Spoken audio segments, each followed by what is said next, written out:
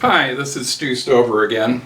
Today's session, I wanted to get into the question of taxes. It's a very, very complicated and emotional tax system in America that we want to talk about. It's very complex because there's taxes at a variety of levels on all sorts of things, and so trying to sort this out is always difficult.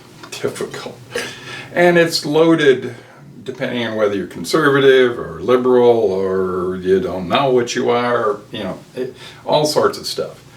So one of the things is where do we start with this? And we start with Revolutionary War.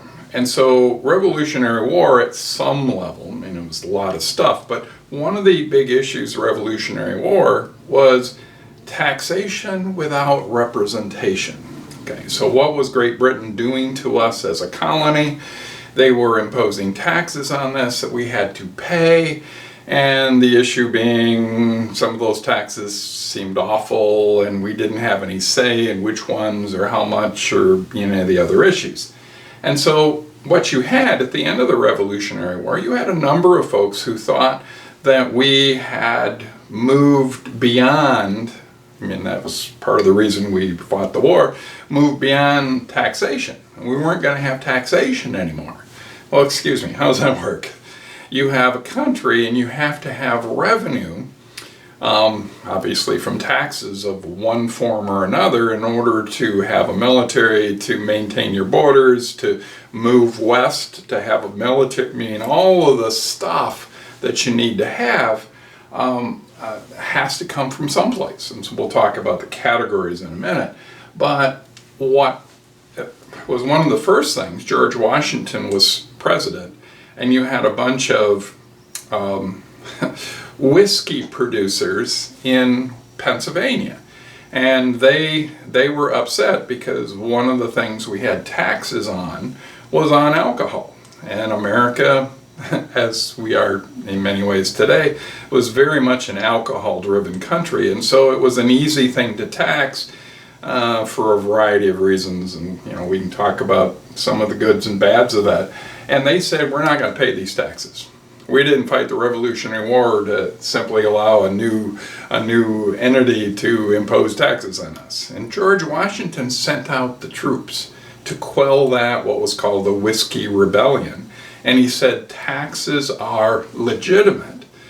The issue being is that there had to be representation. So there had to be folks from Pennsylvania who were representing those interests in Congress.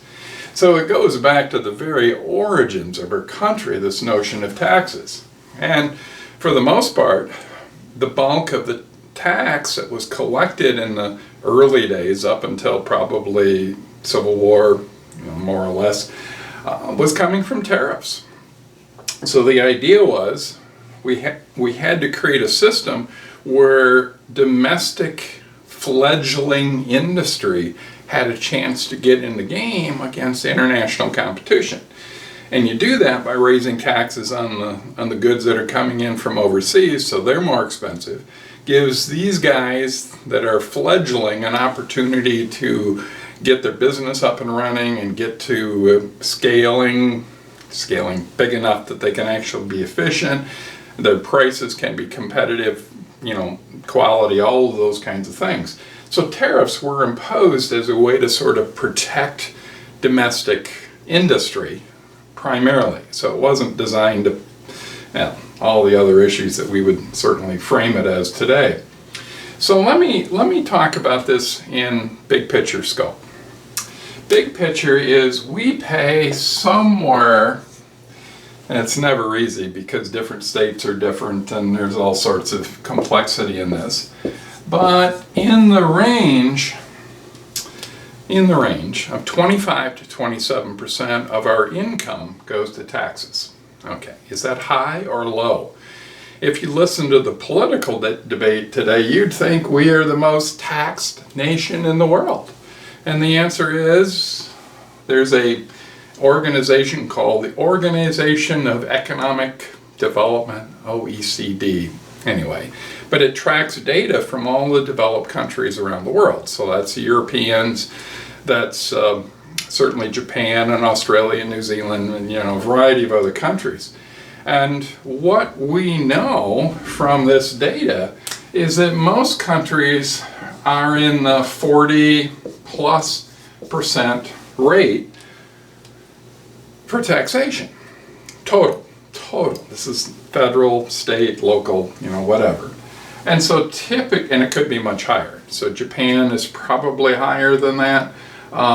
Scandinavian countries typically are in the plus side of this. And there's other countries that are sort of in between. So what we have seen is our rate of total taxation has continued to go down over the last probably two decades, more or less. And not only at the federal level, but at the state level and certainly local level, and maybe not so much local, but certainly federal and state, our rate of taxation has gone down. All right, so the question is a good one. How much taxation do we need to maintain a civil society? Okay, what does that mean? That means we need roads. We need a power grid that works. We need schools to educate our kids. We need a military to maintain our military presence and do our American values around the world to some degree. You need a police force. You need a fire department. You need and you start to look at all of the things that we want in a civil society.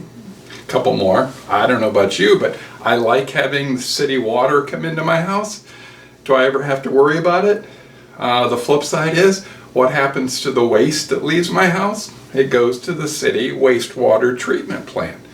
Are those cheap systems to install and maintain? Of course not. I don't want to go back to the days where everybody had their own outhouse. It just makes me cringe to think about how that would work at a bunch of levels. And so part of that is we have a ton of expenditures to maintain our society. And those of you from around here, 94 is always under repair. I-75 is always under repair. How expensive is it to maintain our interstate highways? Enormously so. Driving from here to Chicago, there's always road construction someplace. And so we're talking about massive expenditures to sort of maintain our style of life. Okay. And that's fine. And we got to start with that. And one of the things that's a difference between the rest of the world and us is that for whatever reason, we've been convinced we don't know what our tax dollars go for. It should be fairly obvious, but the short answer is, in American society, we've been convinced that we don't know what that money is going for, or it's going for bad stuff, or there's fraud, or there's waste, whatever is part of the deal. And so we have great suspicions about this number. Rest of the world knows that, Scandinavian countries, for example, they know they get free education. They know they get generous benefits through the government for a variety of things. They get free health care. That works.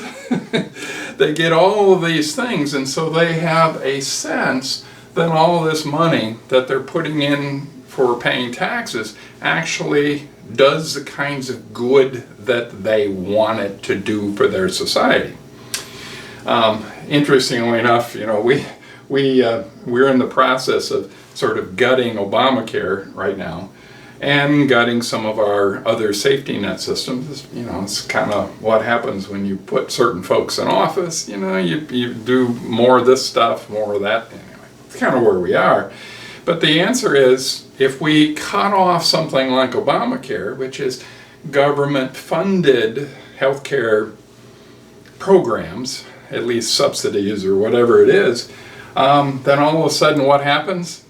We still got to pay the expense if we get sick. The answer is, whose pocket is it coming out of? It's not coming out of the government's pocket, it's coming out of ours. And so the short answer is, they know that they're paying these taxes to get a effective, efficient healthcare system. in those Scandinavian countries. And if anybody's interested and you look at the data on this and their longevity and their child mortality and about any measure you want to talk about, they end up having far better numbers than we do. Okay. So the short answer is we're going to pay one way or the other. Do you want to pay through taxes or do you want to pay individually? Well, and you guys can make your own choices on that one, but typically you're going to probably pay less if you're paying here. All right. Okay, it's complicated. I don't mean to make it simple because it's certainly not. So what do we have? Why is this so astonishingly complex in America?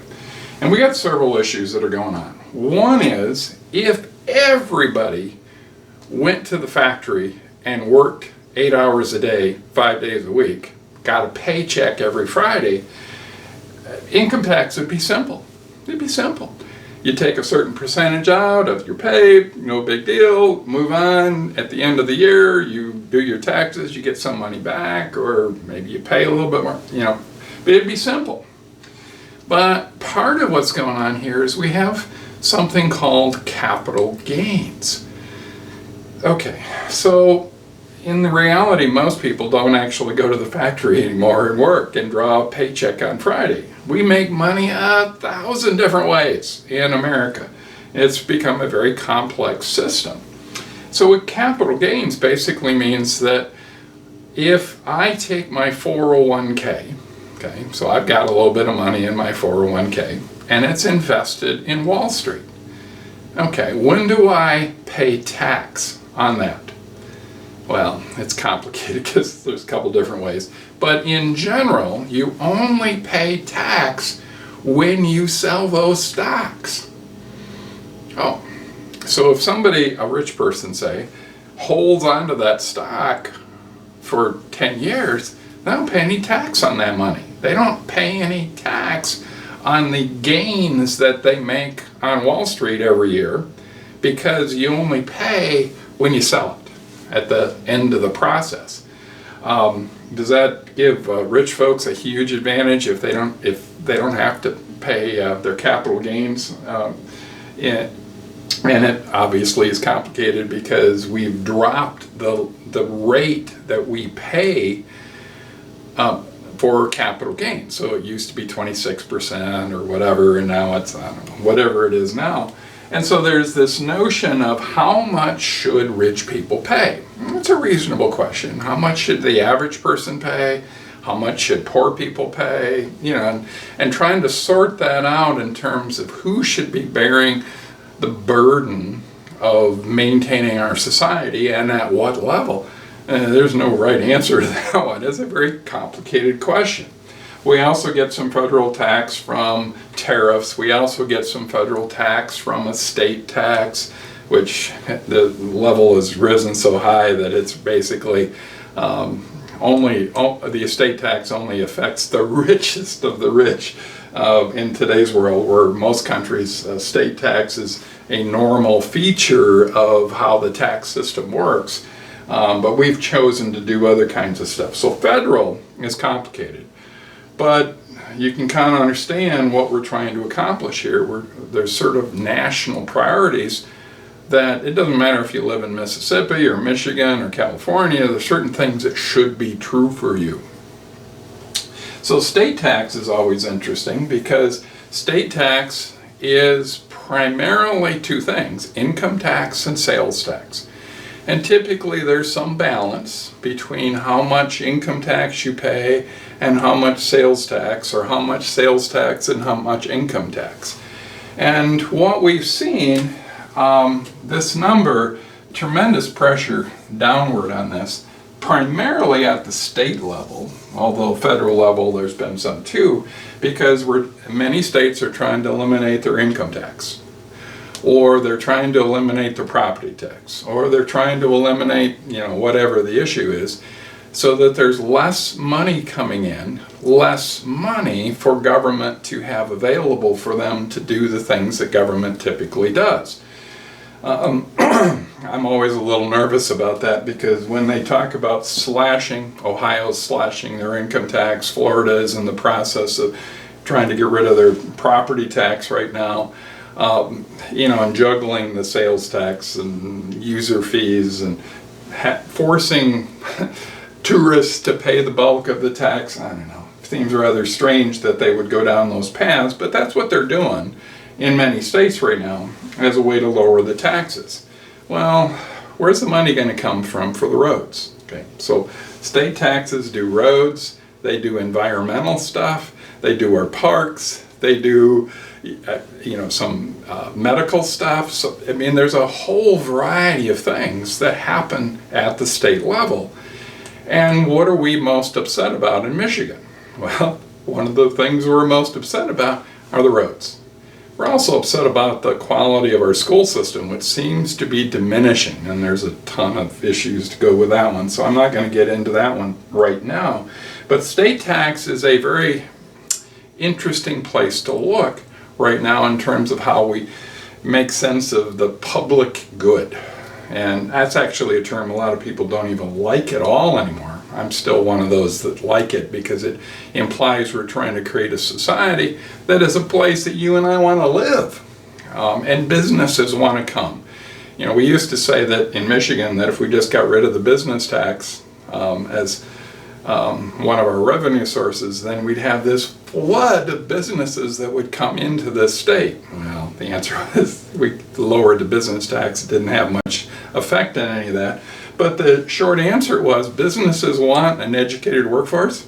They want roads that work. They want infrastructure. They want they want all of the stuff, and they want to be in a community that they're comfortable that their employees can live in. And so it's a complicated question about what level of state tax we should have. Some states like New York, California, Oregon, Washington have much higher state taxes, and they do a variety of things to try and create revenue to do what they think the citizens of that state really want. We're kind of in the middle on that question. And then you have local tax. So local tax, if you're in a city, you've got your water, your sewer, your local school, your roads, your parks, all the stuff that happens at the local government level. And trying to figure out how to do all those priorities is really, really tough. I'm watching my property taxes go up substantially. I bought this house a couple years ago. Property tax almost doubled. And I'm not going to get into the reasons why that happened right now, but it's the issue that the local government is trying to figure out how to create the kind of revenue to take care of the problems that we have in this community at a bunch of levels. And so taxes, and one of the reasons we do this is the complexity is all over the place with this. The choices we have are all over about what we choose, whether we want more of this and less of that, all of those economic decisions that show up. And yet we tend to treat this as taxes are bad, low taxes are good. And I've always been interested in this question, but when are taxes low enough for the folks who think taxes should be lower? And the answer is they'll lower them, and what do they say next? They should be lower again. And so there's no real discussion about if we lower taxes, what are we going to get rid of? And is that actually good for America or not? Those are reasonable questions that we should be asking. So I would argue the complexity here, and this is not a binary choice, tax is good, tax is bad. No, it's obviously far more complicated than that. And we want to look at the consequences down the road of whatever decision we make on this. Well, good or bad, doesn't matter, but we need to understand what the consequences are going to be. Thank you very much.